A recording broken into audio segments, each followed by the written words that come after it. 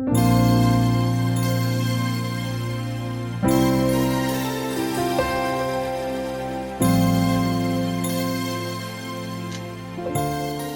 안녕하세요. 전형사역자 조영석입니다.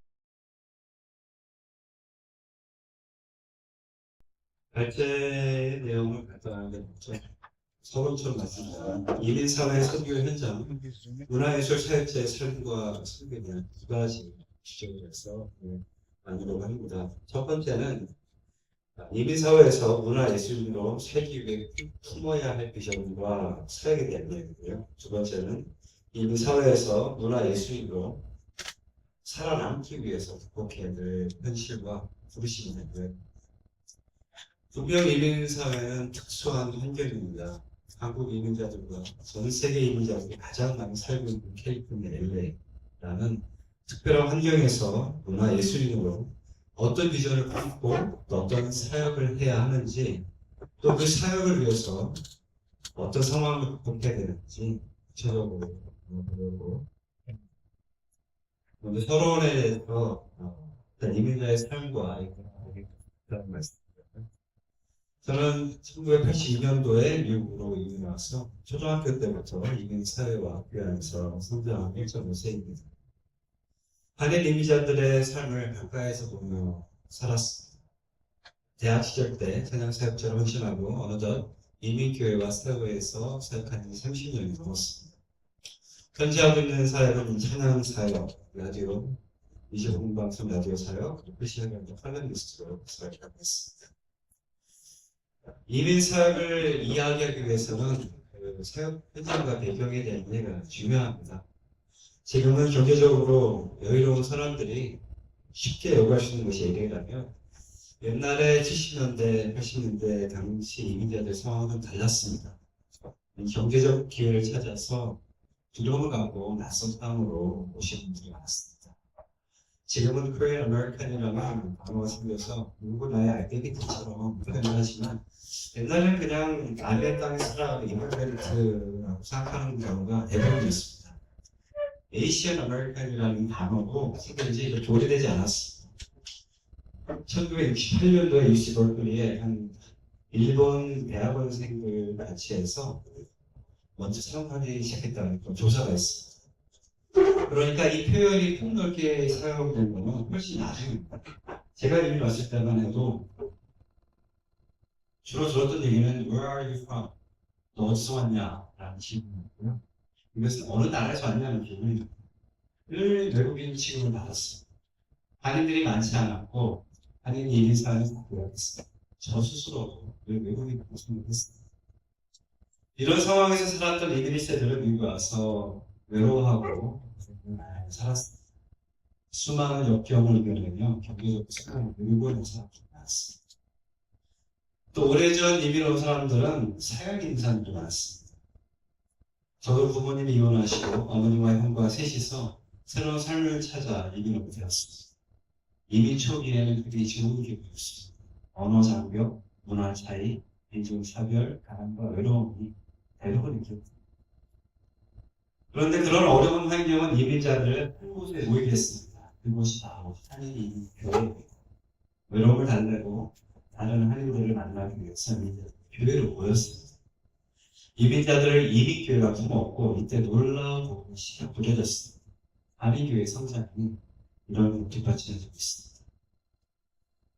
첫 번째 질문, 주제는 바로 이것입니다. 바로 이 한인 이민자들을 향한 비전과 사역, 무엇을 생각하고 무엇을 품어야 하냐입니다.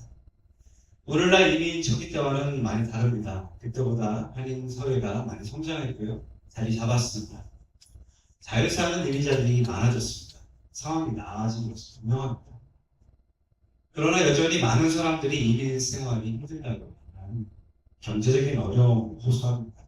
파주로 있는 광산 밀고 한인타운이 이제 한인 홈레스로 생겨나고 있습니다.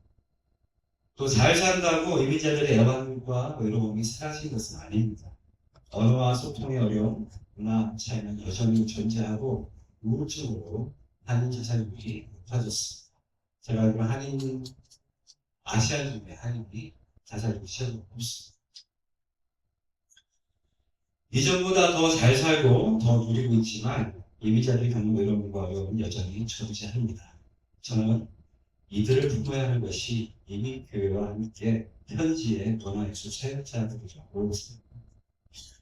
같은 땅에서 같은 것을 겪으면서 살아온 이민 문화 사역자들이 누구보다 그 어려움과 아픔을 잘 압니다. 이민사회에서 성장한 문화예술인들의 노래와 작품은 그러한 경험을 바탕으로 만들어졌고, 이 차별화된 콘텐츠는 이민자들에게 피부로 와닿는 메시지와 위로를 전할 수 있습니다. 제 노래와 반지로 이민자의 삶이 모아져 있고 치유와 회복에 대한 대부분. 그리고 이런 상황에 맞게 예배교회와 문화예술 사역자들의 좋은 연합 사역의 시도도 생기고 있습니다. 작년에 한 지역 대형 교회에 남가주 한인교회 음악협회가 함께 조직해서 특별한 음악을 준비했습니다. 이민 문화예술인들이 이민자들을 위해 마련한 콘서트였습니다. 음악회는 초대로만 이루어졌고 초대권 반은 출연자 가족과 친구들 그리고 나머지 많은 장소를 제공해준 교회에 추적하는 섹시자를 초대해서 음악회를 했습니다. 로컬 교회와 로컬 사역자들이 함께 준비한 지역 특성을 소개했습니다. 올해도 지역 사랑 사역자들 중심으로 크리스마스 콘서트를 계획하고 있습니다. 기독교인과 비기독교인들 모두 친숙하고 좋아하는 크리스마스 캐롤을 준비해서 지역 사람들을 초청하는 설교적 콘서트를 진행해 주고 있습니다. 그리고 한인 이민자들만 아니라 한민족을 향한 비전과 사역도 존재합니다. 한인 이민자들만 아니라 한민족도 나라만 다를 뿐 이민자들의 겪는 과정은 크게 다르지 않습니다. 대부분 비슷한 이유로 고국을 떠나 이민 왔으니 이야기를 나누고 공감되는 부분이 많습니다. 같은 땅에서 만나서 살아가는 이웃들이 미국에서 공통 언어를 사용하고 있으니 소통도 가능합니다. 이들을 향한 마음만 있다면 얼마든지 복음을 전하고 사역할 기회들이 있습니다. 예를 들자면 LA에 있는 한 홈레스 쉘터에서 찬양 집회를 가진 적이 있습니다. 거의 외국인이었습니다. 저는 한인이지만 영어로 노래 부르고 영어로 간증하며 뜻깊고 좋은 시간을 보냈습니다. 이들을 찾아오는 문화예술인들이 많지 않으니 참 반갑게 맞아주었고 나누는 이야기만으로도 열심히 들어주었습니다. 또 감옥 사역도 여러 번 참여한 적이 있습니다. 일반 감옥과 청소년 감옥에 가서 찬양을 부르고 복음을 나누는 시간이었습니다. 위로가 필요한 소외된 계층은 그들에게 관심을 갖고 도와주는 사람들에게 열려 있습니다. 이들에게 한 설교보다 음악과 예술로 생각할 때 마음을 열고 요약하자면 이민사회를 특수한 환경이라고 말하는 이유는 거기에 특화된 사역자들과 사역이 있다는 뜻입니다. 이 지역에서 살아온 사람만이 알 수 있고 발견하는 사역들이 있습니다. 그렇다면 이들과 이런 특수한 환경에서 함께 살아온 예술가들만이 알 수 있는 외로움과 고민도 이들에게 집중된 교육을 전할 수 있습니다. 우리만이 들려줄 수 있는 우리만의 노래와 이야기입니다. 그러니까 일반적인 찬양 사역의 또 문화 사역의 범위를 넘어서 이민자들을 위한 비전이고 사역이 필요하다는 뜻입니다. 두 번째 주제는 인프라와 환경이 열악한 이민 사회에서 문화예술인으로 선교적 사명을 이루며 사람의 길에 극복해야 될 상황입니다. 아시다시피 이민사회는 소수 문화권입니다. 이는 규모와 인프라가 작고 열악하다는 뜻입니다. 한국처럼 인프라, 시스템, 기획사, 음악 제작사, 이끌어주는 선후배, 단체와 협회들이 많지 않습니다. 있어도 되게 작고 열악합니다. 그래서 사역자들이 스스로 성장하고 기회를 찾아가야 되는 경우가 많습니다. 그리고 사역의 기회가 생겨도 세상 기준으로 말하자면 좋은 기회들은 다른 곳으로 가는 경우가 많습니다. 이제 미국에도 이 문화예술 사역자들을 초대할 수 있는 규모 있는 한인 교회들이 있습니다. 그런데 이런 큰 교회들은 오히려 더 멀리서 유명한 사역자들을 초청합니다. 당연히 그럴 수 있습니다. 그러나 이민사회에서 성장한 알려지지 않은 사역자들은 그런 무대에 설 기회가 상대적으로 적어집니다. 그러나 이 또한 다르게 보면 기회 같아요. 멀리서 유명한 사람을 초대할 수 있는 교회나 단체는 소수입니다. 그렇다면 훨씬 더 많은 작은 교회와 단체들은 사역의 기회가 됩니다. 이 소외된 사역지를 개척하는 것도 의미 있는 사역이라고 생각합니다.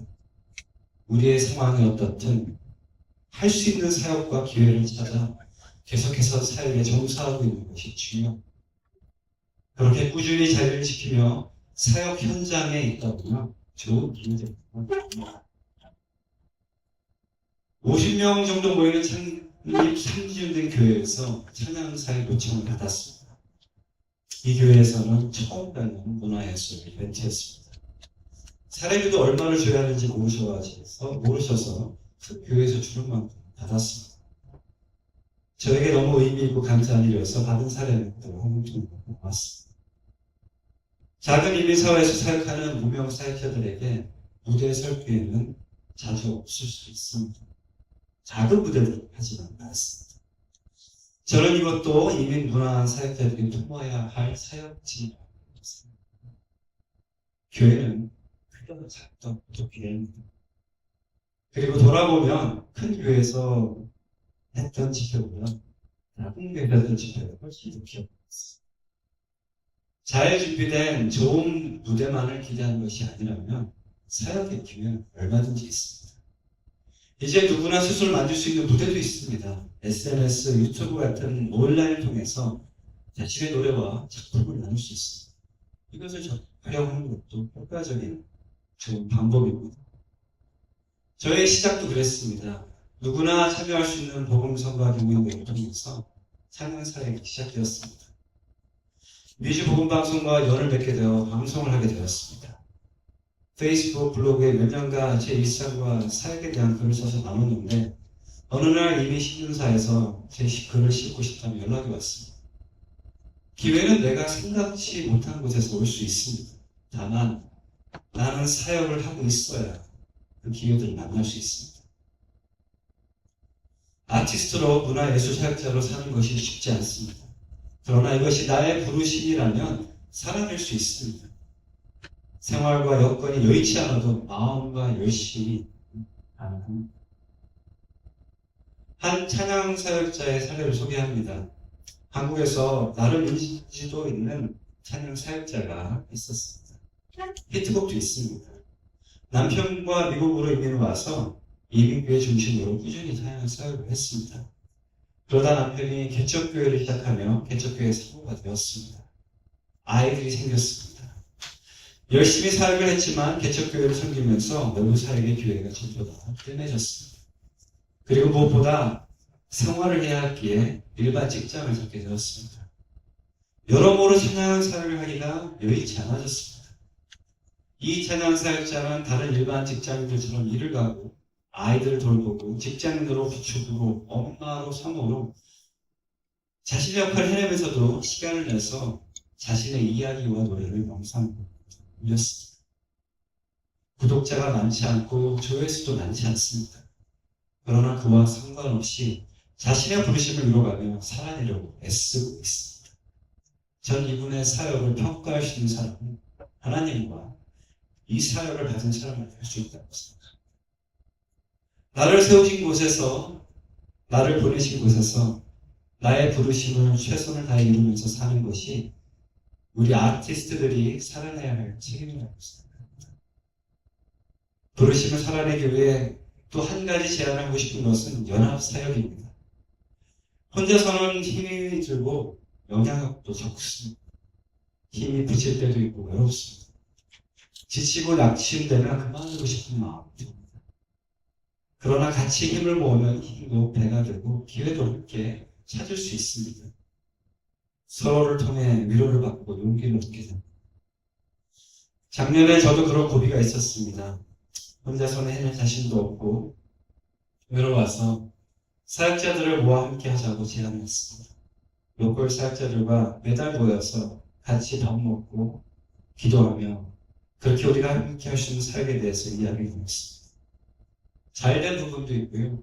안 된 부분도 있습니다. 그러나 이 시도를 통해서 하나님께서 생각지 못했던 길을 열어주셨습니다.